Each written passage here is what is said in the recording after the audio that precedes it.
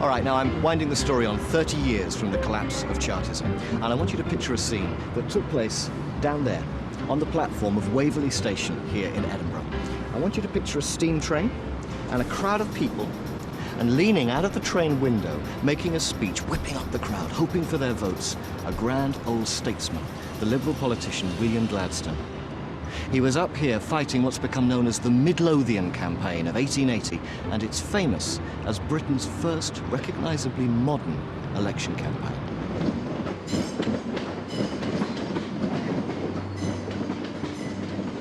What made the Midlothian Campaign so modern wasn't just Gladstone's tireless energy, the way he beetled around addressing tens of thousands of electors in church halls, in market squares. What made this campaign so new and exciting were the people that came to hear him speak. Not the comfortable minority who'd held the reins of power for so long, but ordinary people. Because, you see, in the 30 years that followed the collapse of the Chartist movement, the dreams of the Chartists, amazingly, began to come true. The franchise, the number of electors in this country, opened up. Working class men got the vote for the very first time. Not all of them, but some. And here, in Edinburgh, in 1880, we had our very first limited glimpse of democracy in action.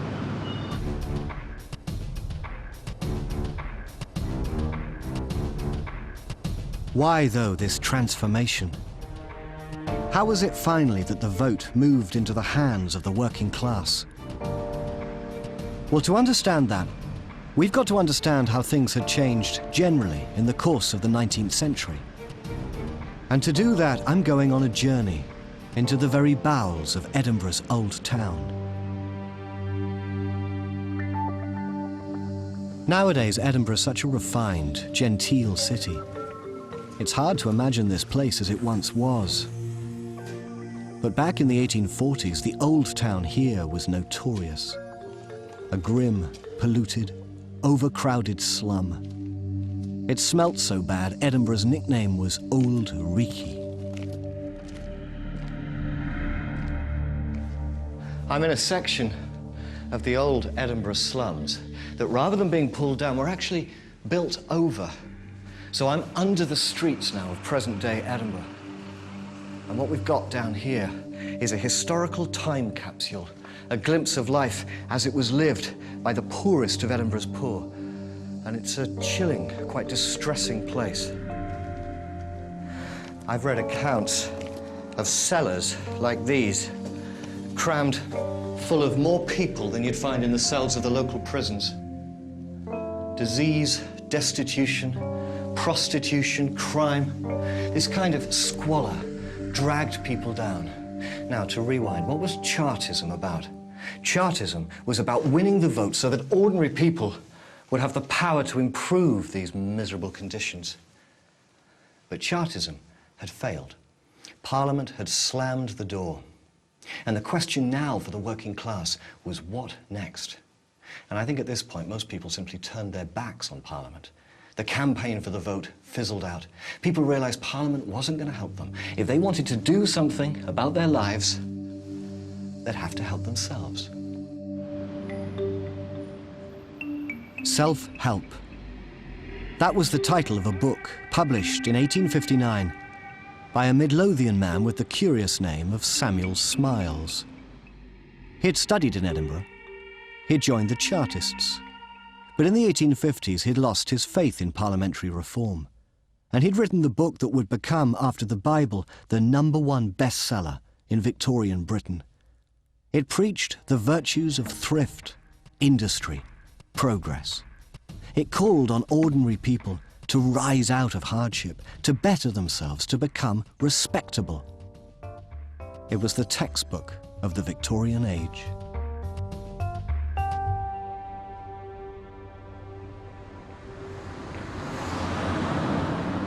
All right, by way of contrast with that glimpse of the grim old town, I wanted to show you this housing estate, the Stockbridge estate, which for me sums up this idea of self-help. The Stockbridge estate was built by the Edinburgh Cooperative Building Company, basically a bunch of builders who'd joined together to help themselves. They were each working as labourers earning a daily wage, struggling to make ends meet. But they'd fallen out with their employers. They'd asked for more money. They'd been barred from building sites across the city. And so they'd joined together. They'd formed a cooperative. They'd approached other sympathetic tradesmen, plumbers, plasterers, joiners. They'd all invested in stocks and shares in this new company, a pound here, a few shillings there. And from 1861, within about 10 years, they'd built 1,000 decent, quality, solid houses like these, not just providing themselves with employment, but giving the poor families of Edinburgh the means to escape the squalor of the slums.